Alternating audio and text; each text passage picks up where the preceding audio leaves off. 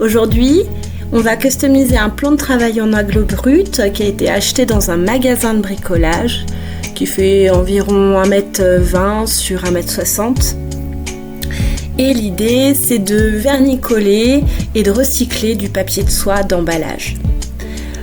Pour ce faire, il vous faudra donc un pot de vernicole, un pinceau, un chiffon pour nettoyer le plan de travail bien avant la réalisation et bien sûr du papier de soie.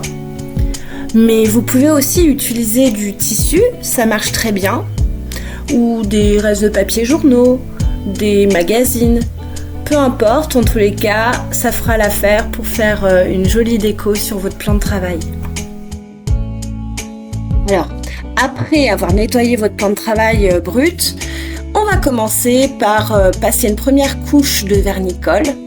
Donc, vous réalisez ça comme si vous peigniez un mur, donc de haut en bas, puis de bas en haut et de côté pour bien étaler le vernis. Donc, il faut que ce soit assez régulier pour pas qu'il y ait de traces à la fin. N'hésitez pas à mettre pas mal de vernicole dans un premier temps. Et aussi, quand vous avez fini de tout appliquer, il est important de laisser un tout petit peu sécher parce que ça dépend de l'épaisseur de votre papier. Et là, mon papier, il est relativement fin. Donc, je vous conseille vivement de jauger ça en fonction du papier. Vous pouvez faire un test au préalable. Alors là, on est prêt à poser le papier de soie, de l'appliquer. Il faut donc le tendre comme il se doit. Attention à ne pas faire trop de bulles. En principe, ça va, le papier s'étale assez bien. Vous marouflez avec votre main, ça suffit. Vous continuez à tendre le papier de part et d'autre. Et vous faites ça délicatement parce que le papier peut se briser. Donc, un bon petit massage sera bienvenu. Et là, on est reparti pour passer une couche de vernicole par-dessus le papier. Vous faites ça délicatement afin que le papier, encore une fois, ne se brise pas. On fait ça de manière régulière. Faut pas hésiter à remettre du vernicole et à bien l'étaler. Voilà.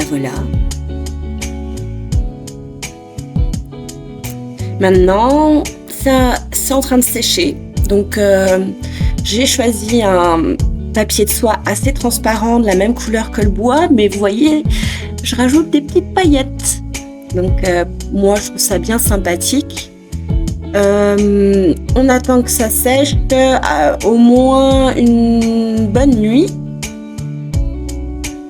Et vous voyez là, il y a des petites jointures que je trouve pas trop jolies.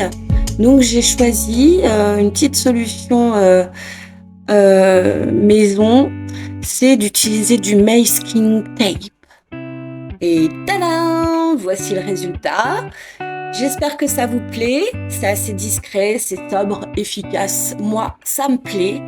En tous les cas, je vous souhaite de beaux résultats. N'hésitez pas à partager vos photos, à envoyer des commentaires si vous avez besoin de plus de précision. Je me ferai un plaisir d'y répondre.